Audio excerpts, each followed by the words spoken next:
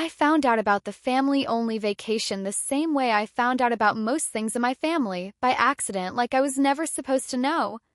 It wasn't a call. It wasn't a "hey, we're planning something." It was a photo. A group chat screenshot Laura forgot to crop before she posted it to her story. Sunlight, airport coffee, rolling suitcases, my parents grinning like they just won something.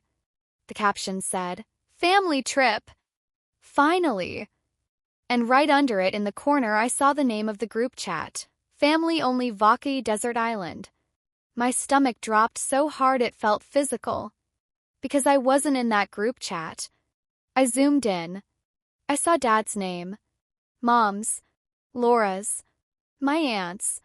Even my cousin's boyfriend, who'd been around for 6 months, was included. I stared at the screen, waiting for my brain to produce a reasonable explanation. Maybe it was a different side of the family. Maybe it was a work trip. Maybe they were surprising me. But the caption, "family trip," was too casual, too proud. And my parents looked relaxed. Kind of relaxed people look when they're not worried about how their choices land on you. I didn't immediately text anyone. Not because I didn't care, but because I already knew how the first conversation would go. If I asked calmly, they'd say I was overthinking. If I asked directly, they'd say I was dramatic. If I asked hurt, they'd say I was guilt-tripping. In my family, the act of noticing disrespect was treated as the real disrespect. So I did what I always did in moments like that. I collected facts before they could rewrite reality. I clicked through Laura's story frames. One showed boarding passes. One showed Mom's sun hat. One showed my dad holding a passport like it was a trophy. And then, like a punchline, they posted the rule.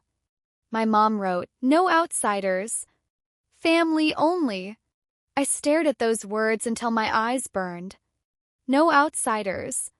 That's what she called it when she wanted to feel like the queen of the tribe. Except, I wasn't an outsider. I was her daughter. I was the oldest. I was the one who had always been expected to show up, help, be mature, not make things about me. So why was I not invited to the family-only vacation? I texted Laura first because she was usually the leakiest source of truth. Me, "Hey. Where are you guys going?"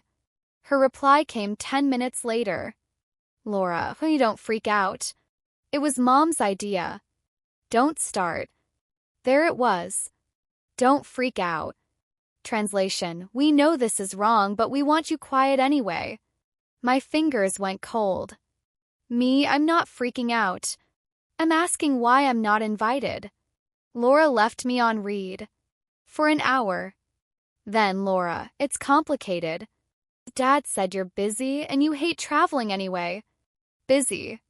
I looked around my apartment. My weekend was empty. I'd been working like crazy and I'd actually been excited for downtime. They hadn't asked. They'd decided. Me, I don't hate traveling. And nobody asked if I was busy. Another hour of silence. Then, "Laura, Mom said it would be awkward with you there." Word. That word landed like a slap. Awkward was what my family called it when someone stopped playing their role. Word was what they called boundaries. Awkward was what they called me when I didn't laugh at the jokes at my expense. I stared at the message and felt something rise in my chest. Heat, not tears. Me, awkward for who? Laura, for everyone. You're always tense around Mom and Dad. And you make faces when they joke. I laughed once, bitter. I make faces when they joke. That's how she framed it. Not they insult you. Not they exclude you. Just you react wrong. My hand shook, but my voice stayed calm. Me, so the solution is to invite everyone except me. Laura didn't answer. And in that silence, I realized something darker than exclusion. They weren't just forgetting me. They were organizing around me. They had planned a vacation, chosen a group chat, posted family only, and the only person not included was the person who could remind them they're not as loving as they pretend. I wanted to call my mom immediately. I wanted to demand an explanation. But I already knew what she'd do: laugh, deflect, accuse me of making everything negative, then punish me for being hurt. So instead, I waited. I waited until I had my father on a call, because my dad was the one who pretended to be neutral, the one who always said, "Let's not fight." Neutral meant, do whatever Mom wants. I called him. He answered on the third ring, voice too cheerful. "Hey, kiddo. What's up?" I didn't match the tone. "Where are you going?" I asked. Silence. A split second. Then he laughed. "Oh, you saw that, huh?" That laugh told me everything. They hadn't forgotten. They'd hoped I wouldn't notice. "Yeah," I said, voice flat. "I saw it. The family-only vacation. The group chat I'm not in." Dad exhaled like he was preparing for an annoying conversation. "Honey," he said, "don't take it personally. Don't take it personally. About a vacation labeled family only. About my own family." I felt my jaw tighten. "It is personal," I said quietly. "It's literally my family." Dad lowered his voice like he was trying to keep peace. "Your mom just wanted something simple," he said. "No tension. No drama. You know how things get." My stomach turned. "So you excluded me to avoid tension," I said. "You didn't exclude your sister's boyfriend. You excluded your daughter." Dad sighed. "He's easy," he muttered, and then, like he realized what he'd said, he tried to backtrack. "That's not, look, your mom said it might be better if you sit this one out." Sit this one out. Like I was a substitute player in my own family. I stared at the wall, breathing slowly. "So Mom decided," I said. "And you agreed." Dad's tone sharpened, defensive. "We didn't want to fight," he said. "We just wanted one trip that felt normal." Normal. Meaning, a vacation where nobody challenges the narrative that Mom is always right. A vacation where my absence makes their laughter easier. I felt something cold settle in my chest. "Okay," I said quietly. Dad hesitated, thrown off by my calmness. "Okay," he repeated. "Yeah," I said. "If I'm not family enough for the family-only vacation, then I'm not showing up to play family when it's convenient." Dad's voice changed instantly. "Now wait," he said. "Don't do that. Don't be extreme." Extreme. The word they use when boundaries cost them something. I didn't yell. I didn't cry. I just said the truth slow. "You can't invite everyone but me," I said, and then demand I keep pretending nothing happened. Dad went quiet. In the background, I heard airport announcements, boarding calls, life moving forward without me on purpose. "We'll talk when we get back," he said finally, like he was dismissing me until it was convenient. Something inside me snapped into clarity. "No," I said. "We talk now. Or we don't talk at all." Silence. And in that silence, I realized this wasn't just about a vacation. It was about whether I was willing to accept a lifetime of being included only when my presence benefited them. I wasn't. Now? "Anna, we're literally at the airport," Dad said, like my pain had terrible timing. I clenched my jaw. "You planned a whole vacation without me," I said. "Timing stopped being your concern." He lowered his voice again, that "let's keep this quiet so nobody hears the truth" tone. "Look," he said, "your mom just didn't want complications." "Complications," I repeated. "You mean me?" He exhaled. "You know how you get," he muttered. That sentence hit like a slap because it wasn't new. It was the family's favorite trick. If you react to disrespect, you become the problem. "How I get," I said calm. "I get honest." That's the issue. Dad's patience thinned. "Don't do this," he snapped. "We're trying to have a nice trip." Nice. Without me.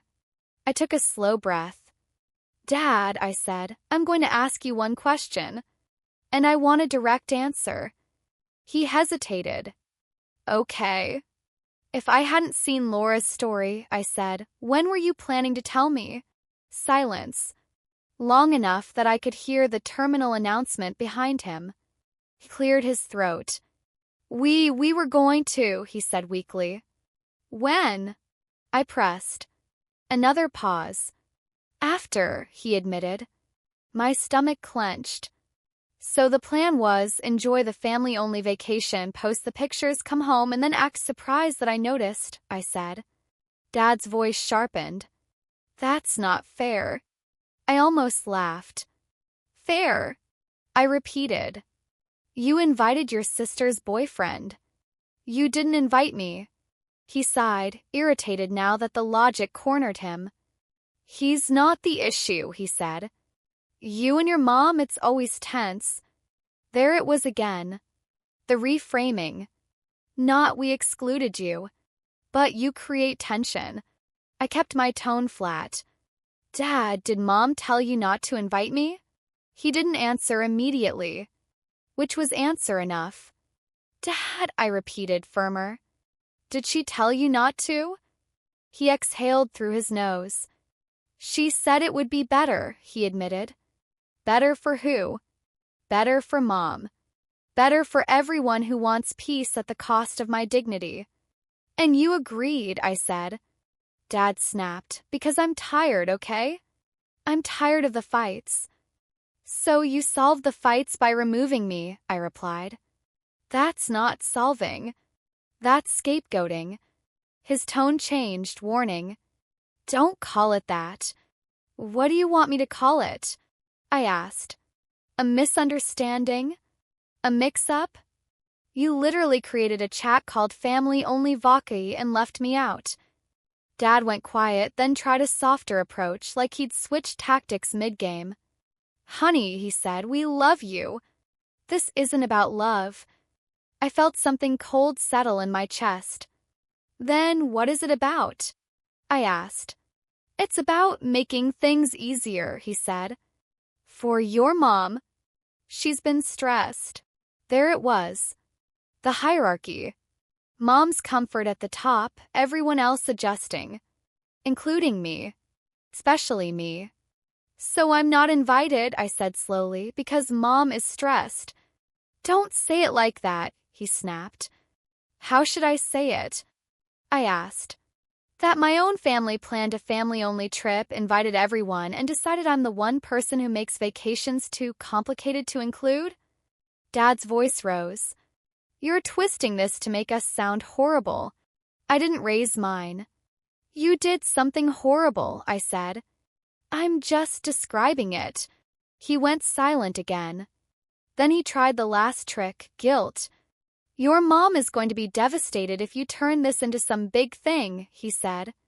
She wants you at Christmas. She wants you around. I let out a slow breath.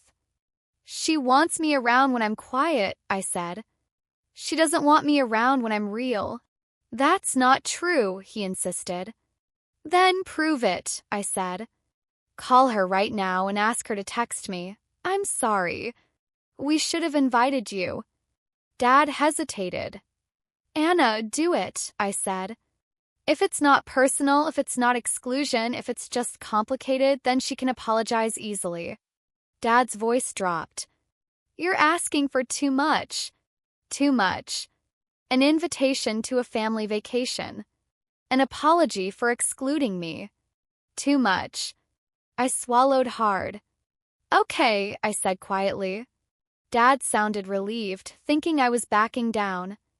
Okay, he repeated. Okay, I said again, steadier. Then I'm asking for too much and you're offering too little. So here's what happens next. His voice tightened. What are you talking about? I'm not going to fight to be included anymore, I said. You picked a vacation where I don't exist. So I'm picking a life where you don't get to use me as family when it's convenient. Dad's tone sharpened. Don't punish us. I laughed once, bitter. You already punished me, I said.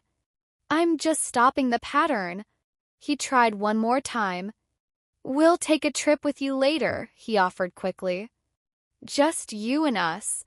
After things calmed down, I didn't even have to think. No, I said. I'm not your backup daughter vacation. I'm either family now or I'm not. Dad went silent. Then I heard it, the boarding announcement for his flight. He sounded trapped between his phone and his life. We'll talk when I get back, he said again, dismissive. This time I didn't argue. I just said the sentence that made my hands stop shaking. Enjoy your family-only vacation, I said calmly. I hope it's worth what you're breaking. Then I hung up. And for the first time, I didn't feel like I'd lost. I felt like I'd finally stopped lying to myself. Because the truth was simple, they didn't forget me.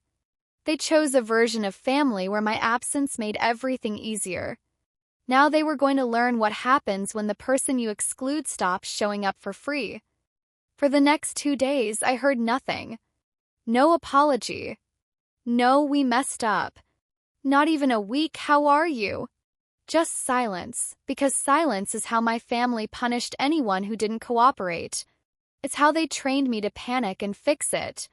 And it worked for years. This time, I let the silence sit. I went to work. I answered emails.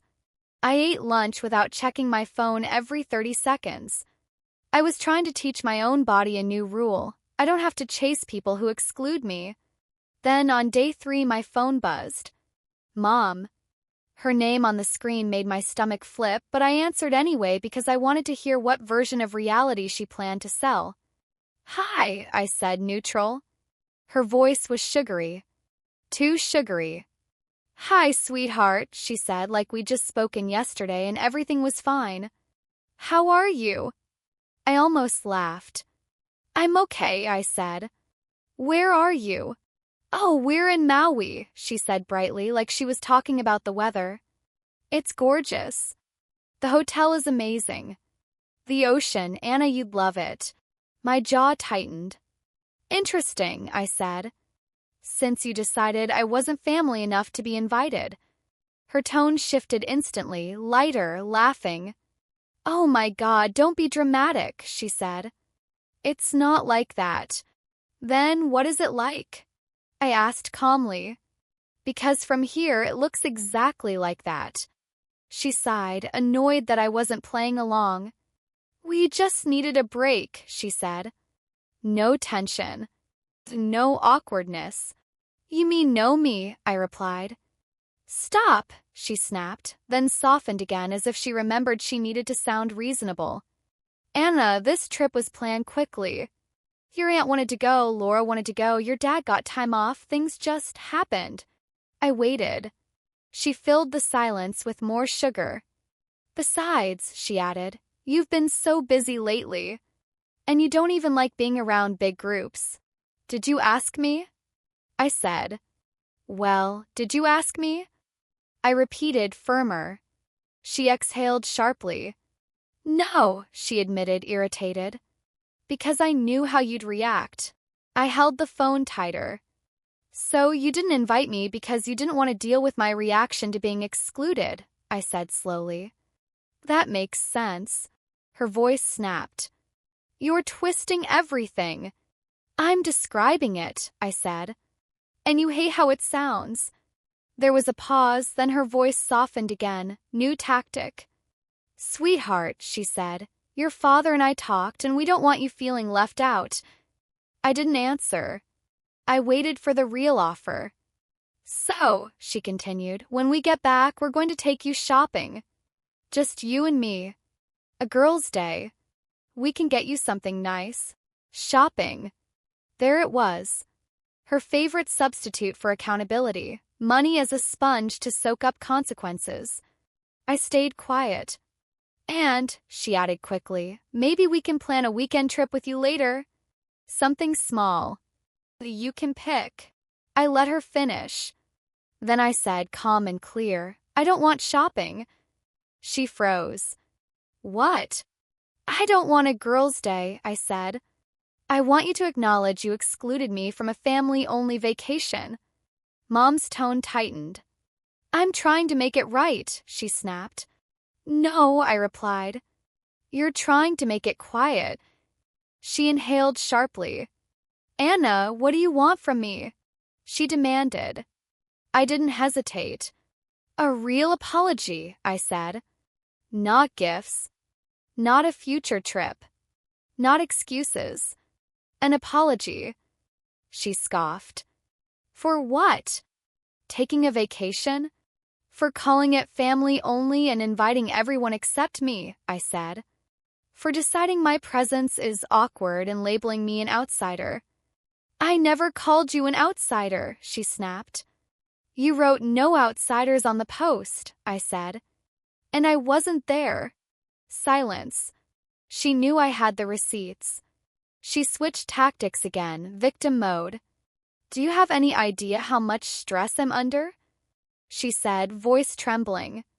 I've been planning everything for everyone. I just wanted one trip where I could relax. And now you're ruining it. I exhaled. I didn't ruin your vacation, I said. You ruined our relationship. And you're calling it my attitude. Her voice sharpened. You are so ungrateful, she hissed. You always do this. You make everything about you. I swallowed. Mom, I said evenly, you planned a family trip and didn't invite your daughter. That is literally about me. She went quiet, then said the line I'd heard my whole life. Your father didn't want you to come either. The words hit like ice water. Not because I believed them fully, but because I recognized what she was doing. Triangulation. Blame Dad so she wouldn't have to own it. Put him on the phone, I said immediately. She hesitated. He's at the pool, she said quickly. Put him on, I repeated, calm but firm. Another pause. Then, fine, she snapped. I heard muffled sounds, then Dad's voice came on, low and uneasy. Hey, he said. Dad, I said, did you not want me there? Silence. Too long. My chest tightened. Then he cleared his throat. It wasn't like that, he said weakly. We just, yes or no, I said. He sighed. I didn't push for it, he admitted. My stomach clenched. So you let it happen, I said quietly. Dad exhaled like he was tired. Anna, can we not do this while we're here? He pleaded. You can, I said. You're doing it right now. Mom grabbed the phone back. See, she snapped. Your father agrees with me. So stop blaming me. I felt something settle into place. This wasn't about which parent was worse. It was about a system. One that worked because I kept trying to earn a seat. Okay, I said softly. Mom's tone changed, suspicious. Okay. Yeah, I said. I understand now. Understand what? She demanded. That you don't want me in your family-only moments, I said. But you do want me available when you need to look like a good mom. Mom laughed, harsh. Oh my God. I'm going to make this easy, I said calmly. You can keep your vacation. But when you come back, I won't be showing up to pretend. Her voice rose. So you're punishing us? No, I said. I'm choosing myself. There was silence. Then Mom's voice dropped cold. Fine, she said. Do whatever you want. But don't expect us to beg. I didn't flinch. Good, I said. Because I'm not begging anymore either. Then I hung up, before she could twist it into another lecture. And as soon as the call ended, my phone buzzed with a notification. Mom had posted another photo. Same beach. Same smiles. New caption. When you set boundaries, some people can't handle it. I stared at it and realized something. She was going to keep using therapy words as weapons. She wasn't learning boundaries. She was learning vocabulary. And that meant my next move couldn't be another conversation. It had to be something she couldn't talk her way out of. Something practical. Something final. The next morning, I woke up to a notification that made my stomach go cold. My aunt had tagged the whole family in a photo dump. Sunset, poolside drinks, matching lays, my dad's arm around my cousin like he'd raised him. The caption said, "Nothing like a family trip, no drama, just love." No drama. Just love. And there it was, like a knife hidden in a compliment. No Anna. My mother had turned my absence into a feature. Not a loss. A relief. Like the vacation worked better because I wasn't there to remind them that their love comes with conditions. I scrolled through the photos and noticed something that made my throat tighten. They'd taken a group picture on the beach holding matching shirts. Printed bright white, bold letters, Family Crew 2026. Everyone had one. Mom, Dad, Laura, my aunt, my cousin, even the boyfriend. I stared at the line of people wearing Family Crew like uniforms, and I felt that old sting rise. They made merch for a family I'm apparently not in. That was the moment I stopped seeing it as a vacation I missed. It was a statement. Public one. A deliberate one. They weren't just excluding me quietly. They were branding the exclusion. I put my phone down and sat in the silence, breathing slowly. I let myself feel it, hurt, rage, humiliation, without rushing to fix it. Then I asked myself the only question that mattered. What do I actually want from them? For years, the answer had been simple: to be included, to be chosen, to be loved without conditions. But staring at those matching shirts, I realized something painful. I didn't want to be included in this kind of family. Not if inclusion meant being quiet, agreeable, and grateful for scraps. I wanted peace. I wanted honesty. I wanted my own life to stop orbiting their moods. So I made a plan. Not revenge. Not drama. A plan that would protect me long-term. First, I opened my calendar and blocked off the next month. No family events, no quick visits, no being pulled in to play happy daughter when they returned and wanted photos to prove everything was fine. Second, I wrote a short message, one message I would send once and never again. 'Cause my family thrived on circular conversations. I didn't want a circle. I wanted a line.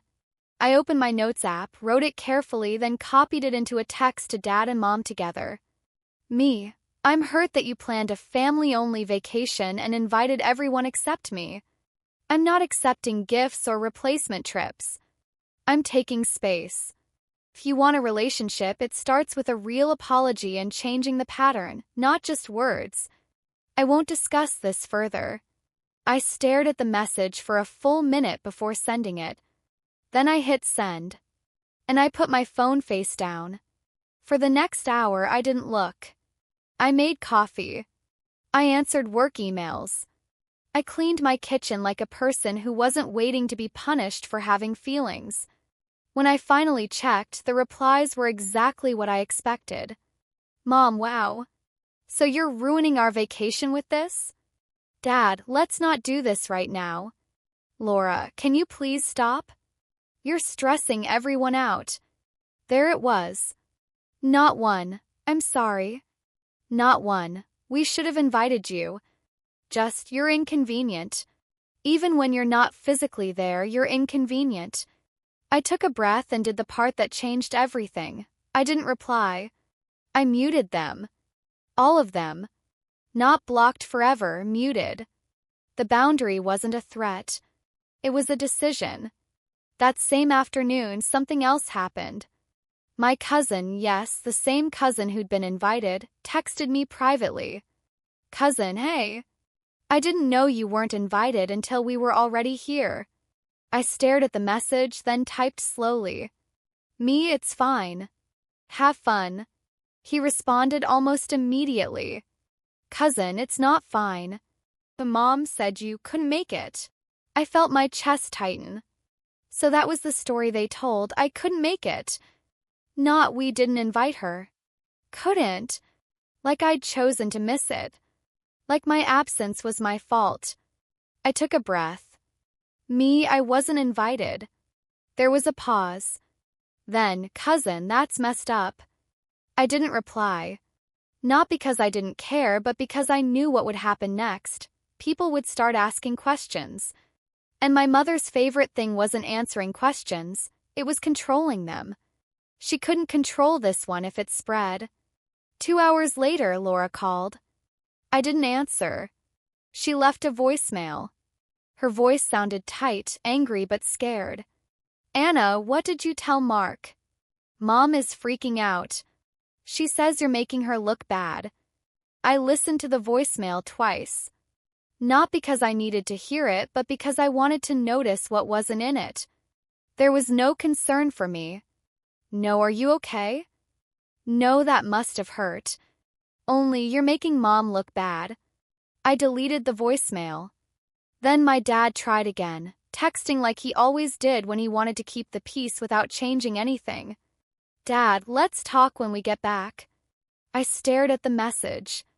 Same line he used every time he wanted to postpone accountability until it evaporated. And this time I finally answered with a sentence that ended the loop. Me, if you come back without an apology, there's nothing to talk about. Silence. Then Mom's number started calling. Over and over. I watched it ring. My heart raced, but my hand didn't move. I let it go to voicemail. Then another call. Then another. And finally, a text in all caps because my mother thinks volume equals truth. Mom, you are destroying this family. I stared at it, calm now. Because I realized, if telling the truth destroys the family, then the family was built on a lie. I set my phone down and whispered something out loud like a vow. I'm done being the lie. That night, I went to dinner with Maya. We ate tacos, laughed, and for 2 hours I forgot about Family Crew 2026. And when I got home, I checked my phone once. One new message from Dad. Dad, your mom wants to apologize when we get back. She says you made her feel attacked. I stared at that sentence until my eyes narrowed. She wants to apologize because she feels attacked, not because she hurt me. That wasn't an apology. That was a negotiation. And I knew what was coming next. When they returned, they would try to stage a reconciliation. Photos, hugs, a we're all good performance, without actually changing anything. They would want me at the airport pickup. Want me at the welcome back dinner. Want me in the frame. And I decided right then that I would not be in the frame. Not until the truth was. They landed on a Thursday night. I knew because Laura posted the baggage carousel like it was a red carpet premiere. Same smile. Same family vibe. Same casual cruelty, like nothing had happened, like the only person who might be hurting was a minor detail they could crop out. I didn't go to the airport. I didn't offer a ride. I didn't send a welcome home text like a good little extra in their movie. I stayed in my apartment and cooked dinner for myself, slow and normal, like my life didn't pause just because they decided to re-enter it. Around 9:14 p.m. my phone rang. Dad. I watched it ring until it stopped, then a text arrived. Dad, we're home. Can we talk tomorrow? I stared at it. That tomorrow again. Always tomorrow. Always later. Always when it's convenient and the emotional mess has cooled enough to sweep under a rug. I didn't answer. 10 minutes later, Mom texted. Mom, we should all have dinner this weekend. Just us. Family. My jaw tightened. Just us. As if I had never been excluded. As if the vacation hadn't been labeled family only. As if the matching shirts didn't exist. I replied with one sentence. Me, I'm open to talking after a real apology. Not a dinner. Silence. Then Mom replied immediately. Mom, wow. So you're still doing this. I let my phone sit face down. Because the point wasn't to convince her. The point was to stop performing for her. The next morning, I woke up to a voicemail from Dad. I listened once, then again, just to hear how carefully he tried to say nothing. Hey, kiddo, your mom's upset. She feels like you're punishing her. Can we just reset? It was supposed to be a nice trip. A nice trip. That's what he called it. Not an exclusion. Not a betrayal. A nice trip. I deleted the voicemail. At lunch, Laura sent a text. Laura, Mom cried all night. She said you hate her. I stared at the screen, feeling that familiar pull to soothe, to fix, to rescue. Then I reminded myself, my mother's tears were not proof of my guilt. They were proof she hated consequences. I typed back slowly. Me, I don't hate her. I hate being erased. Laura, she said you chose not to come.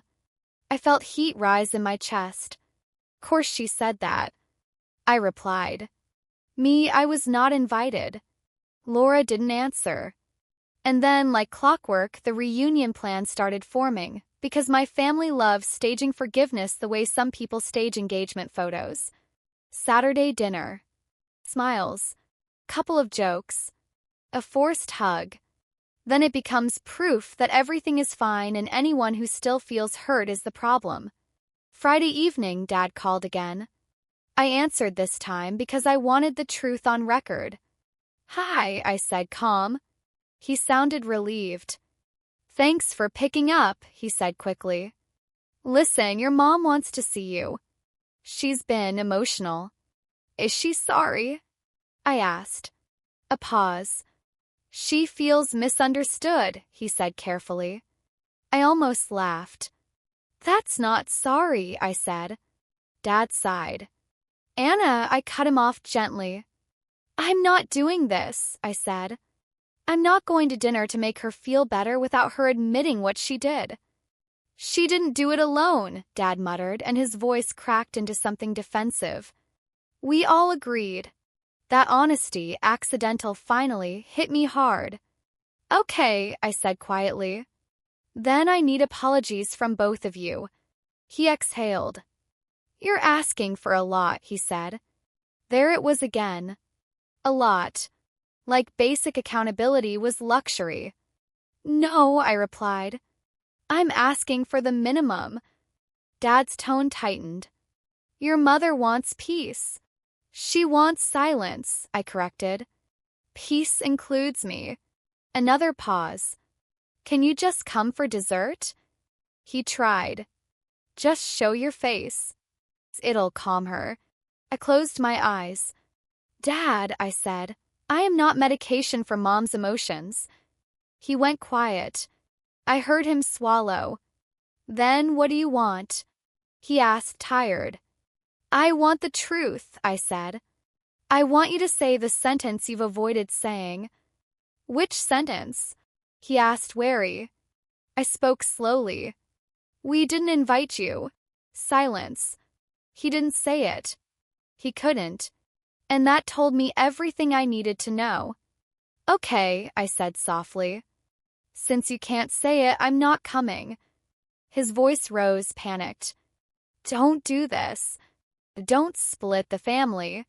Split the family. The irony almost took my breath away. I'm not splitting anything, I said. You already split it when you created a family-only group chat without me. He said my name like a warning. Anna, I'll send you one message, I said, voice calm but final. Read it. Don't argue with it. Just read it. What message? He asked. I opened my notes app, already knowing what it would say because I'd rehearsed it in my head 100 times. Not as a speech. As a boundary. A line in the sand. You'll get it, I said, then ended the call. I typed for 30 seconds and hit send to both Mom and Dad. Me, I'm not attending any family dinners, holidays, or events until you acknowledge I wasn't invited to the family-only vacation and you apologize. No gifts. No replacement trips. No vague posts. A real apology. If you're not willing, I'll take my space and build my own life. I won't discuss this further. I stared at the screen after I sent it, waiting for my heartbeat to slow. Then my phone rang instantly. Mom. I didn't answer. It rang again. I didn't answer. Then a text arrived, furious. Mom, so you're trying to control us now? I read it once, then set the phone down. 'Cause this is what controlling people say when you stop letting them control you. They accuse you of the thing they're doing. 10 minutes later, Dad texted. Dad, please. She's embarrassed. I stared at that word. Embarrassed. Not remorseful. Not sorry. Embarrassed. And I realized the truth. They weren't sad they hurt me. They were upset that their perfect family story had a witness who refused to lie. The next day, Saturday, I didn't go to dinner. I didn't drive by. I didn't watch stories. I took myself out. I ate at a quiet restaurant alone and felt the strange peace of choosing myself without an audience. When I got home, my phone had one new message from Laura. Laura, Mom told everyone you're going through something and that's why you couldn't make it tonight. My stomach dropped. There it was. The replacement narrative. I couldn't make it. Not I refused. Not they excluded. I couldn't. Like I was fragile. Like I was unstable. Like I was the problem again. And in that moment, I realized my next move couldn't be silence. Not online drama, never that. But something clean. Something factual. Something that would end the she couldn't make it story forever. Because if I didn't correct it now, this would become the official family history. Anna was emotional, so we did what we had to do. I took a slow breath, opened my laptop, and prepared to do the one thing my mother feared more than conflict. I was going to speak the truth plainly, without hatred, without ranting, without begging. And once it was said, it could never be unsaid. I opened my laptop and stared at a blank post like it was a courtroom.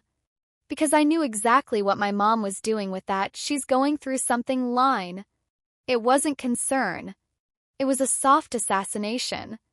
Painted me as unstable, fragile, unreliable, so nobody would ask why I wasn't there and nobody would question the story. And I knew if I stayed silent, that version of me would become permanent in their family narrative. So I decided I wasn't going to fight. I was going to document. Calm. Factual. One sentence at a time. My name is Rachel. I've spent years being the easy daughter when it benefited them. Quiet, mature, low maintenance.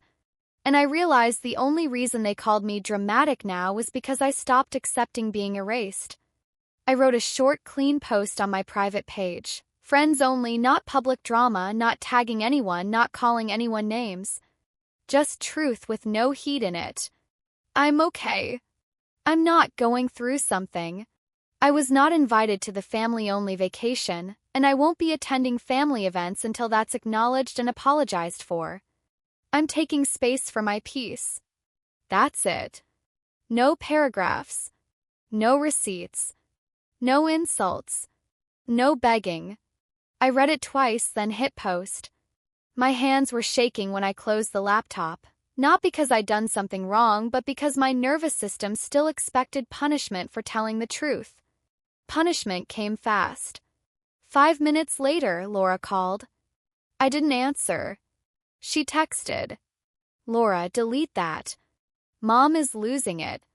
You're embarrassing her. I stared at the word embarrassing and felt a weird calm wash over me. Not guilt. Not panic. Just clarity.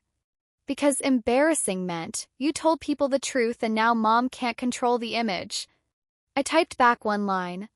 Me, I didn't embarrass her. Her choices did. Then my dad called. I answered because I wanted to hear whether he'd finally choose truth over comfort. Rachel, he said, voice tight, why would you post that? Rachel. He almost never used my actual name when he was uncomfortable.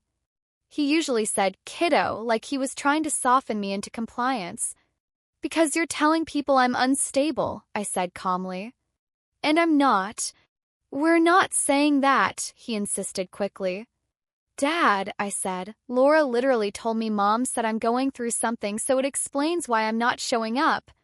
That's not concern. That's damage control. He went quiet. I could hear the TV in the background at their house, laughter from a sitcom, normal life continuing while my reputation got rewritten. Your mom is upset, he said finally. She says you're making her look like a bad mother. I exhaled slowly. I didn't make her look like anything, I said. I just refused to carry the lie for her. He sighed. Can't you just take it down? He asked. For peace. There it was. Peace meaning silence. No, I said quietly. Because peace that requires me to be smeared isn't peace. It's obedience. His voice sharpened slightly. You know she's going to explode, right? Then she explodes, I said. That's not my job anymore. He paused. She says you're doing this to punish her, he tried. I'm doing this to protect myself, I corrected. And if you keep calling me to manage Mom's feelings, you're part of the pattern. That landed. I heard him swallow. What do you want from us? He asked, tired. The same thing I already said, I replied. A real apology. Acknowledgement. And no more rewriting my absence like I'm mentally unwell. She won't apologize, he said quietly, almost like a confession. I nodded even though he couldn't see me. Then nothing changes, I said. Rachel, Dad, I interrupted gently, I love you. But I'm not available for this conversation unless it includes accountability. I ended the call. My phone buzzed immediately. Mom in all caps. Mom, you are sick. You need help. You're obsessed with being a victim. I stared at it and felt my chest tighten, then relax.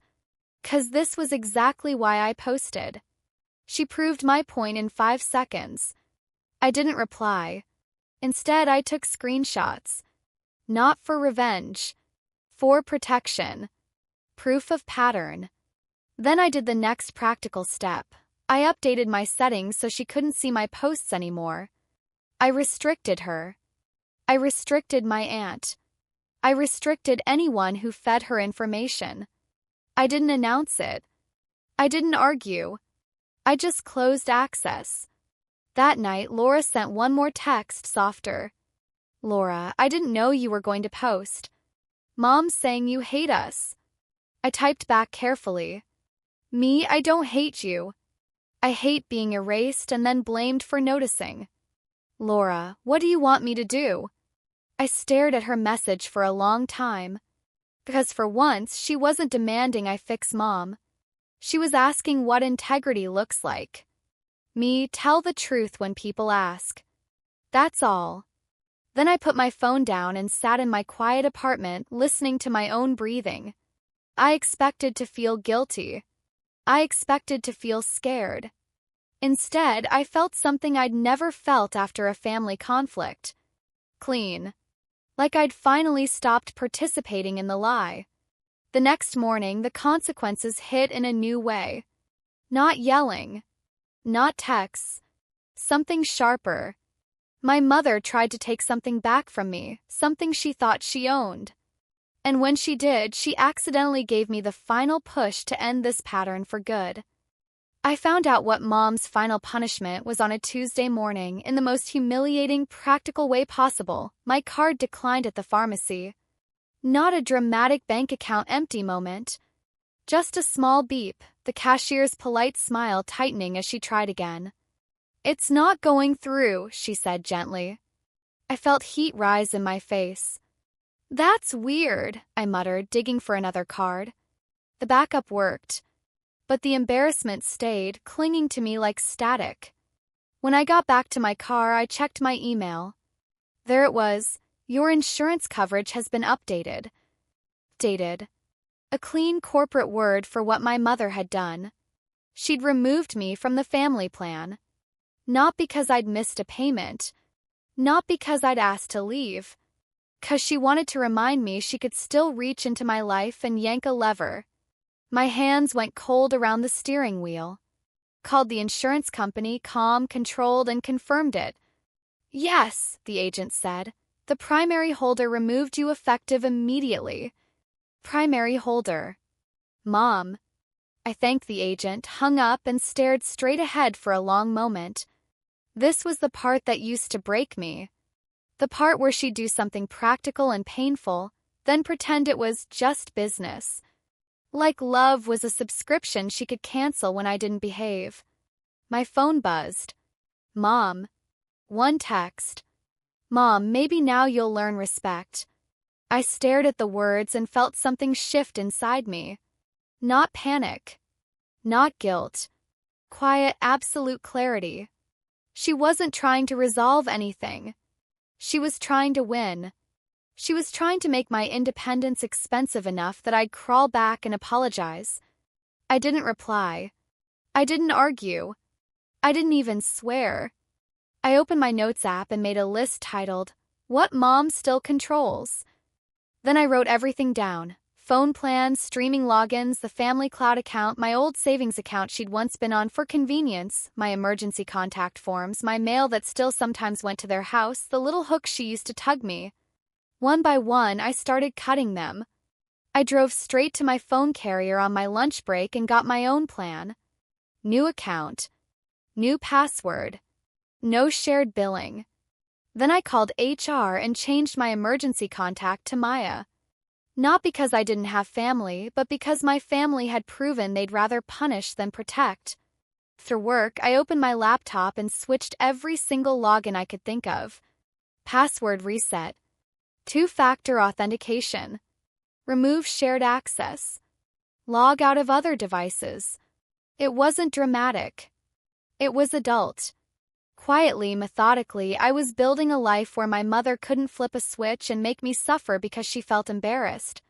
That night, Dad called. I almost didn't answer. But I did because a part of me still wanted to know if he was capable of seeing what she'd done. His voice sounded tense, caught between loyalty and reality. "Rachel," he said, "your mom said you're overreacting. She said you forced her hand." I let the silence sit. Did she remove me from the insurance plan? I asked calmly. He hesitated. She said you're an adult," he mumbled. I laughed once, short and hollow. "I've been an adult," I said. "She just wants to punish me like a child." He sighed. "She's hurt," he tried again. "Hurt doesn't give you the right to sabotage someone's life," I replied. My voice stayed calm, but my hands were shaking. If I hadn't had a backup card today, I would have been stuck without medication. Do you understand that?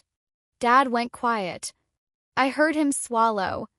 "She didn't think about that," he whispered. I almost snapped, almost. But then I realized something. Of course she didn't think about it. Thinking about my well-being was never the priority. Control was. "That's the problem," I said softly. "She never thinks about me.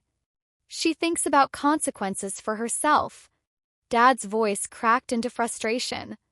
"What do you want me to do?" he asked. Question landed differently now. Before it was a trap, an invitation for me to manage the family.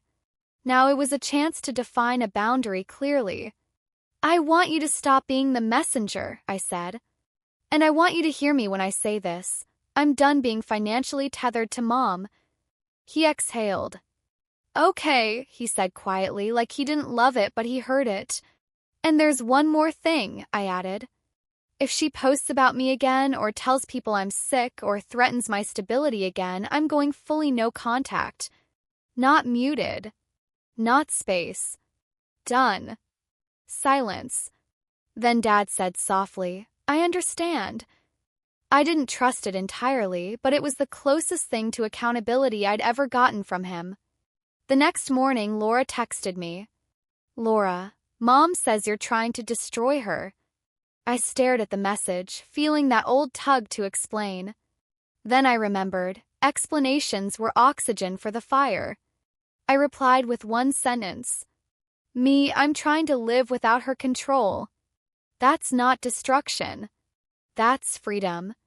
Laura didn't respond for hours. Then, later that day, a message appeared that surprised me. "Laura, she told Aunt Denise you're unstable and that's why you weren't invited. Denise asked me if you're okay." I swallowed hard.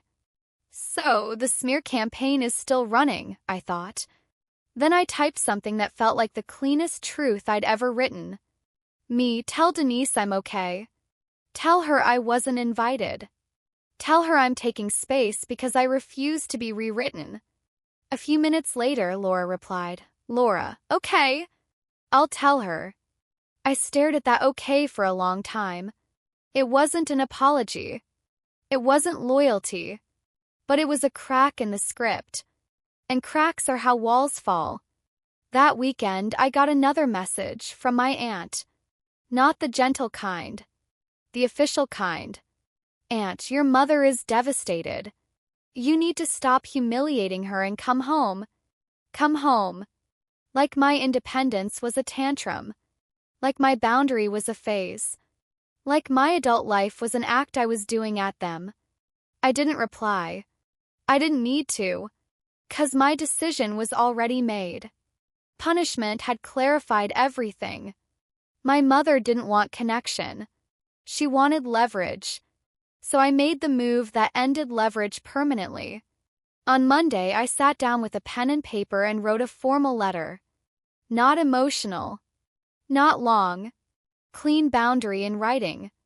Effective immediately, I will not participate in family events, holidays, or trips unless I receive a direct apology for being excluded from the family-only vacation and the public narrative that I was going through something. I will also not accept any financial entanglements or help that can be used as leverage. If you wish to have a relationship with me, it must be based on respect, not control. I printed it. I signed it. And I mailed it. Certified. Because my family loves to deny conversations. Paper doesn't let them. Then I did something else, something even calmer, even more final. I changed my locks.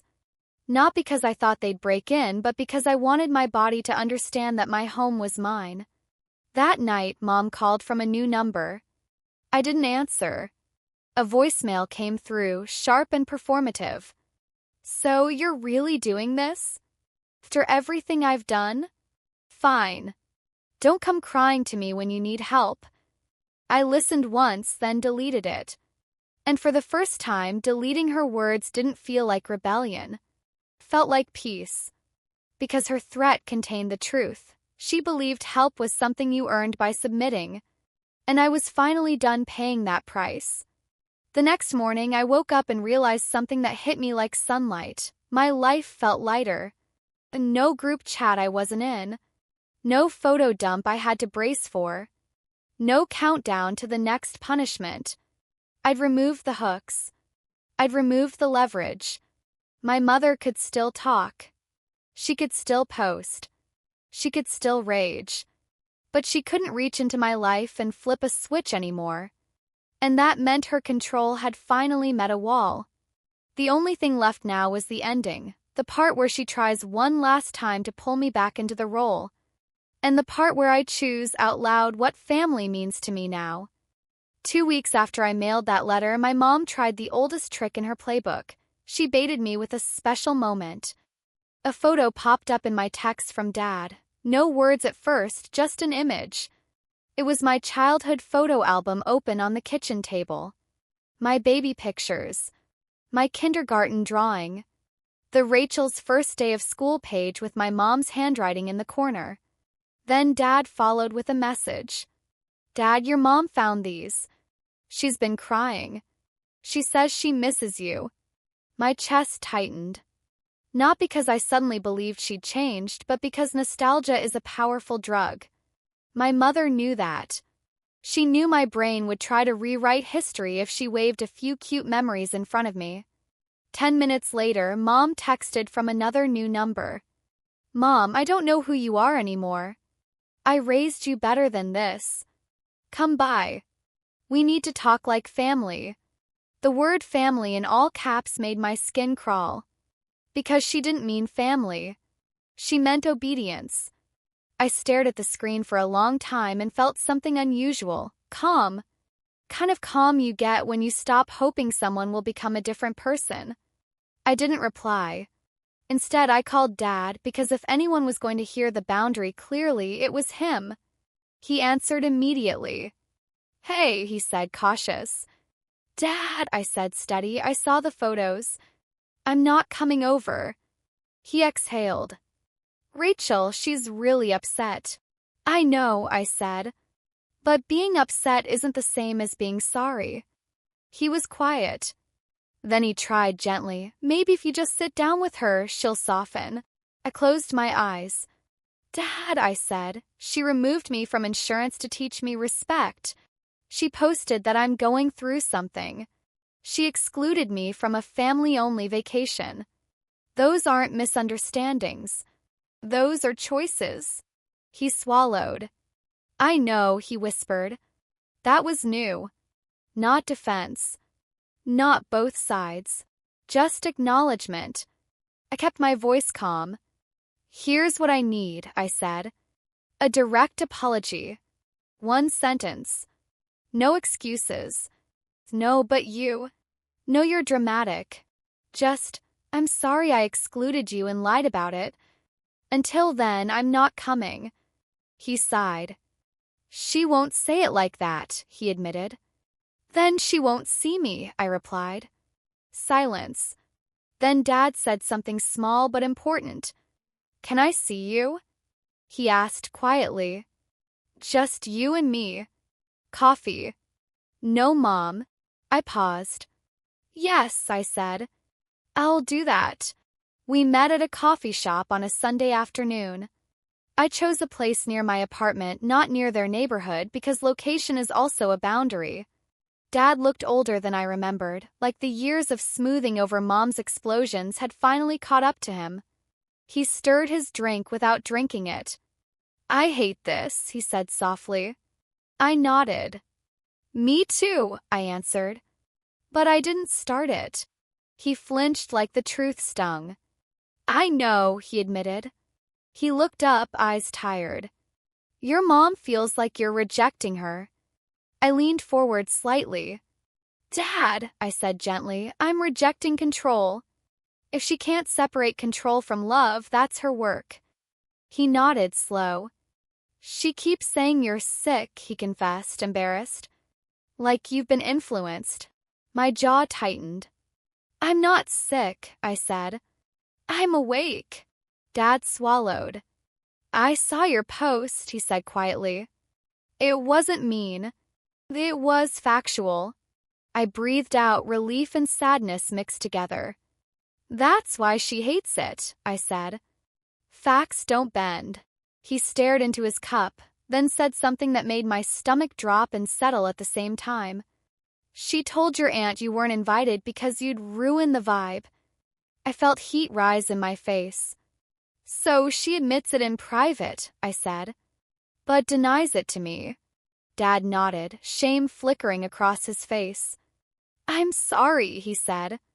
And I froze, 'cause I could count on one hand the number of times my father had apologized to me without qualifying it. I'm sorry I didn't stand up for you, he added quietly. I let it happen. My throat tightened. I looked away for a second so I wouldn't cry in public. Thank you, I whispered. That matters. He nodded, eyes shiny. I don't know how to fix your mom, he said. You can't, I replied. You can only decide what you'll participate in. We sat there for a long moment, the noise of the cafe washing around us, and I realized something crucial. I was finally talking to a person, not a role. Not Dad the peacekeeper. Just a man seeing consequences. When we stood to leave, he asked, Can I hug you? I nodded. The hug was awkward and tight, like he was afraid I'd vanish if he loosened his arms. As we pulled apart, he said, I'll tell her the truth. I didn't argue. I didn't hope. I just said, okay. That night, Laura texted me. Laura, Mom is furious. Dad told her he apologized to you. She says he betrayed her. I read the message and felt a strange gratitude. Not for the chaos, but for the proof. Because when accountability entered the room, my mother called it betrayal. That's how I knew I'd made the right choice. The next day, Mom posted again. A photo of a sunset, dramatic caption. Some people abandon you and call it boundaries. I didn't comment. I didn't fight. I didn't defend myself. I had already said the truth in a place that mattered, to myself, to Dad, to the people who actually knew me. And then something happened that felt like the real ending. Not a confrontation, but a quiet closure. My cousin Denise messaged me privately. "Denise, I saw your post. I'm sorry. I didn't know you weren't invited. If you ever want to travel, I'd go with you." My hands trembled slightly as I read it, because that was the opposite of my family's table. It was an invitation without conditions. I replied, "Me, thank you. I'm okay. I'm building my own life now." And that was it. That was the revenge glow moment, the part nobody can take from you. Not the perfect comeback, not the public humiliation, not the dramatic showdown. Just a clean decision. My parents invited everyone but me to the family-only vacation. So I stopped auditioning for a role in their story. I removed the levers. I cut the financial hooks. I corrected the lie calmly. I chose relationships that didn't require me to shrink. They kept their matching shirts and their beach photos and their captions about no drama. I kept something better, a life where I'm not erased and then blamed for noticing. They chose a vacation without me. I chose a future without their control.